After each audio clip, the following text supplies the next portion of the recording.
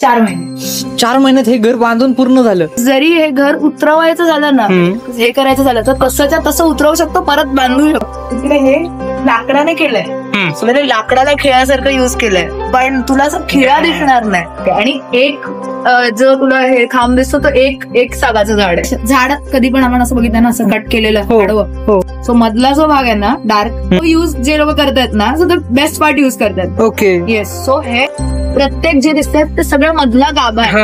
आता हा मधला गाभा आहे, विचार कर झाड केवढं असेल. एवढं तरी झाड असेल, जितके ओंडके तितकी झाडं. हो. 66 वर्ष जुनं घर. Yes yes. 15 वर्ष त्यांनी आधी सगळी तयारी केली, हे सगळं जमा केलं. 15 वर्षाची मेहनत. नाही खरे. एक झाड तुला म्हणते, वरून झाड आणलंय, परत मग ते झाड असं नसतं की आता तू साग आणला वापरायला घेतलं, नाही. तुला ते 1 वर्षात मातीत पुरून ठेवावं लागतं. त्याच्यातलं सगळं ते वॉटर कंटेंट असतो ना, तो निघून जायला पाहिजे, आणि मग त्याच्या आतलं कापून मधला घर घेतात. तिथे रेवो म्हणतात त्याला.